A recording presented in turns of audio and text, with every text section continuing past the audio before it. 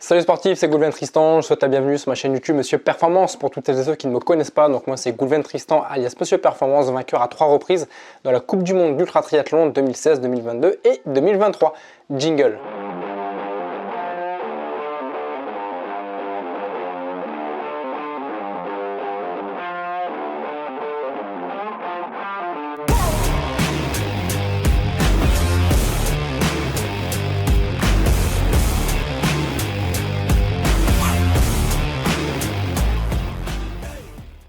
Quel est mon meilleur chrono en marathon? Voilà, sur la distance marathon, une question qui revient souvent. J'ai eu l'occasion de faire une vidéo dernièrement sur quel était mon meilleur chrono sur distance Ironman. Là, j'ai décidé de vous faire le même type de vidéo, mais sur la distance marathon. Avant d'aller plus loin, si ce n'est pas encore fait, je vous invite à vous abonner à ma chaîne YouTube, à activer la petite cloche, à la commenter aussi la vidéo, à la liker et à vous abonner aussi à mon compte Instagram pour continuer de suivre ma préparation physique en vue de la prochaine Coupe du Monde d'Ultra Triathlon qui va commencer fin juin en 2024 par un quintuple Ironman. Mais j'aurai largement le temps d'y revenir. Donc quel est mon meilleur chrono justement sur la distance marathon? Une question qu'on me pose souvent par rapport aux distances stratosphériques que je peux faire en ultra triathlon, des doubles Ironman, des triples, des quintuples, des DK, des fois 20 Ironman. Voilà, si vous prenez cette chaîne en cours, je vous invite à regarder les précédentes vidéos sur tout l'écosystème de l'ultra triathlon pour en savoir un petit peu plus. Et c'est vrai que les personnes sont un peu hallucinent sur les distances de l'ultra triathlon.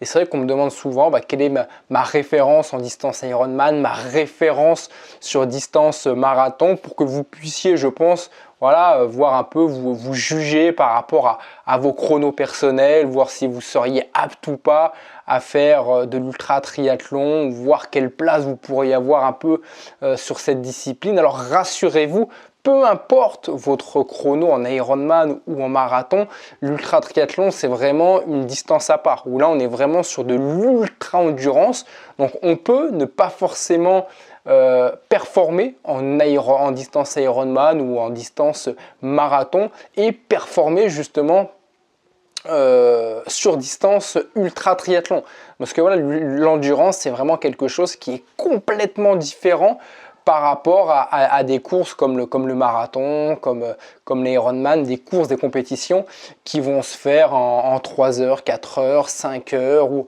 10-12 heures. Voilà, l'ultra endurance, ça peut être du 24-30 heures pour les courses les plus rapides entre guillemets, et ça peut aller sur du 50, 100 heures, 200 heures, une semaine, 2 semaines, ça peut vraiment être très très long. Donc c'est vraiment un effort qui est complètement différent par rapport à un Ironman et par rapport à un marathon.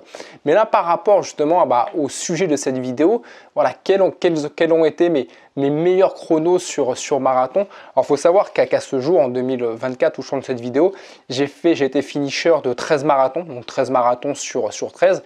J'ai fait 9 fois le marathon de Paris, une fois le marathon de Montauban, une fois le marathon de Carcassonne et 2 fois le marathon de Toulouse. Et paradoxalement, en fait, sur les 13 marathons que j'ai fait, donc le premier, je l'ai commencé en 2008 et le dernier, je l'ai fait cette année, en 2024. Et mon meilleur chrono, ça a été le marathon que j'ai fait en 2008, où j'ai fait 3 heures 25 minutes et 6 secondes au marathon de Paris. C'est vrai qu'à ce jour, j'ai jamais réussi à faire mieux que ce chrono.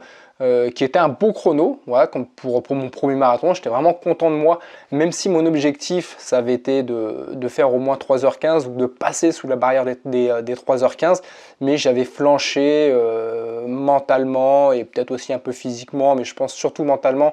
J'avais flanché sur les 5 derniers kilomètres, où j'ai accumulé de plus en plus des petites pauses et quelques marches au niveau des ravitaillements. Mais 3h25, ça a été mon chrono référence. J'étais persuadé, comme c'était mon premier marathon, que j'allais largement l'améliorer par la suite. Sauf que voilà, j'ai vite goûté au trail, à l'ultra trail et j'ai vite donné par la suite ma priorité à d'autres compétitions que le marathon. Et par la suite, en fait, mon deuxième marathon, ça a été 3h40, toujours sur le marathon de Paris. Ensuite, j'ai réussi à redescendre à 3h33, pareil, toujours sur le marathon de Paris. Et ensuite, la plupart des marathons que j'ai fait, je les ai plus fait sous forme, on va dire, pas d'entraînement, mais presque. En tout cas, ça me servait plus pour préparer des trails ou des ultra-trails. Parce qu'à cette même période, je faisais l'UTMB, j'ai fait le Tour des Géants, je faisais beaucoup de trails, l'éco-trail de Paris, les 80 km que j'ai fait, je crois, à 4 ou 5 reprises. Donc j'ai connu une grosse période trail, ultra-trail. Et les marathons me servaient plus, voilà, en termes de préparation physique qu'autre chose. Et surtout, par rapport aux 3 premiers marathons que j'ai fait, c'est des courses, comme j'en ai parlé dans une précédente vidéo, voilà, sur le thème, quelle est la discipline sportive en course à pied la plus traumatisante.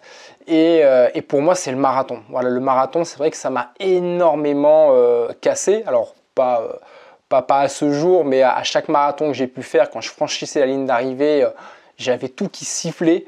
Voilà, que ce soit les genoux, les hanches, ou musculairement parlant, les quadris et compagnie. J'ai trouvé cette discipline très traumatisante, encore une fois par rapport à mon poids aussi. J'ai toujours fait les marathons sur une moyenne de 80 kg. J'avais une bonne endurance, une bonne force musculaire aussi pour la reprise et tout ça. Et c'est vrai que les impacts au sol étaient quand même assez violents, voilà, sur 3h30, 4h. Et je passais la ligne d'arrivée à chaque fois, j'étais cassé, mais vraiment cassé, à pas prendre de plaisir. Voilà, comme pour beaucoup, avoir des difficultés par la suite à monter un trottoir, descendre un trottoir. Je vous parle même pas du métro, descendre ou monter les escaliers. Alors que j'ai jamais connu ça, enfin cette douleur-là, sur de l'ultra trail ou sur de l'ultra triathlon, sur des doubles Ironman, des triples, des quintuples, des déca Ironman. Alors oui, à l'arrivée, je suis fatigué, j'ai mal, mais pas autant qu'un marathon. Et en fait, voilà, les 3 premiers marathons, ça m'a un peu vacciné justement sur la douleur. J'ai vraiment trouvé ça traumatisant pour le corps. Et j'avais peur en fait que cette discipline m'abîme sur la longévité, sur la suite et par rapport à voilà, tous les projets et tous les rêves que j'avais envie encore de réaliser dans la course à pied. J'avais peur que le marathon vienne stopper justement cet élan. Voilà, peur d'avoir une hernie discale, peut-être d'autres problèmes que j'ignorais. C'est pour ça que les marathons, j'ai voulu continuer quand même d'en faire parce que je trouve que c'est une distance qui est fantastique. Surtout le marathon de Paris est juste exceptionnel. Si tu l'as pas fait le marathon de Paris, je t'invite vraiment à le faire. Il y a une ambiance du premier kilomètre au 42e kilomètre qui est juste géniale. Voilà, on est porté par la foule, par tous les orchestres musicaux qui sont sur le bord de la route. Donc vraiment, voilà, merci à toutes celles et ceux qui organisent ça et merci à tous les bénévoles qui sont présents et tous les orchestres musicaux qui sont là le jour J. Donc voilà, je continue à faire cette distance, mais à chaque fois, c'est vraiment en vue d'une préparation pour préparer un autre événement. Voilà, là, ces dernières années, depuis que j'ai repris la Coupe du Monde d'ultra triathlon, depuis que j'ai repris en 2022, voilà, je fais régulièrement les marathons de Paris, mais c'est vraiment pour préparer des compétitions. Voilà, ça va être en vue de la préparation d'un double Ironman, d'un triple Ironman ou d'un quintuple Ironman. C'est vraiment des courses d'avant-saison, sachant que l'ultra triathlon, ma saison commence fin juin. Le marathon de Paris, tous les ans, c'est programmé en avril. En mars, j'en profite aussi pour essayer de faire le semi-marathon de Paris. Donc, c'est vraiment des compétitions qui viennent en préparation de cette Coupe du Monde d'ultra triathlon. Mais à ce jour, voilà, mon meilleur chrono, c'est 3h25. Alors, les autres meilleurs chronos que j'ai eu, ça a été 3h33 pour mon troisième. J'ai fait 3h29 aussi en 2014, 3h27 en 2015, 3h33 en 2016, 3h46 en 2017. Et après, j'ai fait aussi 3-4 marathons que j'ai fait en plus de 5 heures.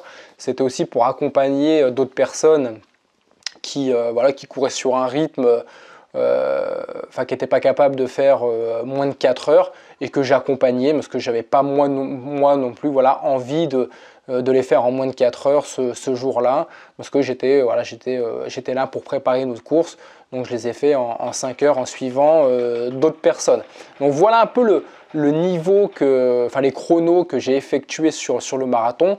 C'est sûr que mon objectif suprême quand j'ai commencé à découvrir cette distance-là, c'était un jour de faire un marathon en moins de 3 heures. Alors pourquoi pas, voilà, pourquoi pas. Aujourd'hui, c'est plus du tout d'actualité, même de vouloir faire un marathon en 3h15, ça m'intéresse pas du tout. Voilà, mes objectifs maintenant sur des marathons, c'est de les faire en 4 heures, voilà, 4 heures, 4h30. C'est vraiment de faire une sortie, une longue sortie du dimanche.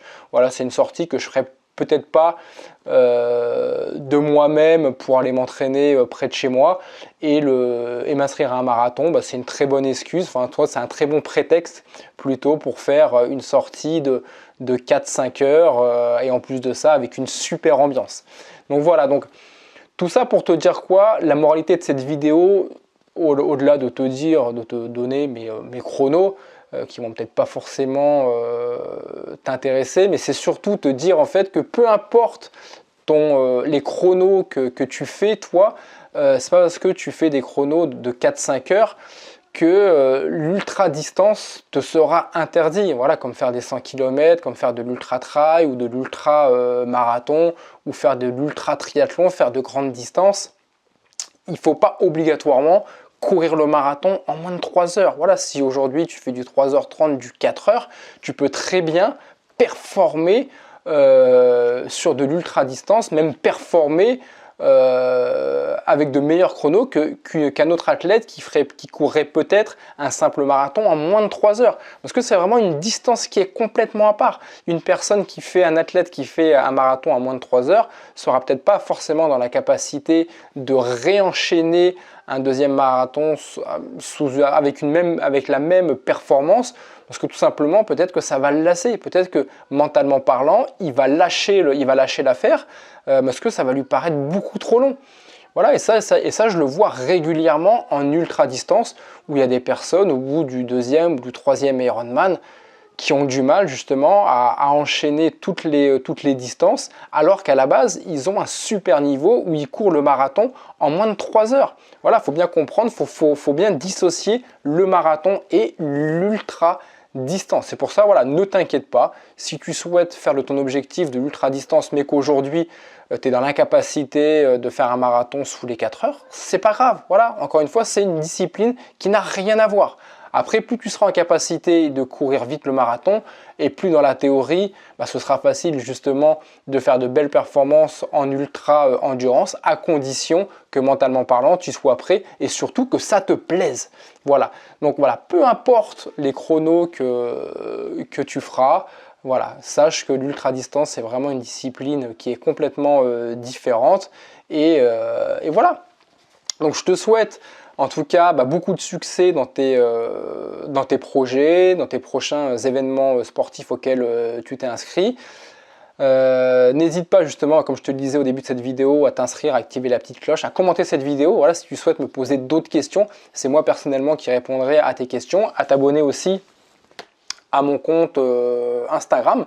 Voilà, si ça peut te donner des idées justement de la préparation que je fais en vue de la prochaine Coupe du Monde Ultra Triathlon, où là on est vraiment dans l'endurance. Je te partagerai aussi sur Instagram toutes les courses que je fais tout au long de l'année, semi-marathon, marathon et tout ça.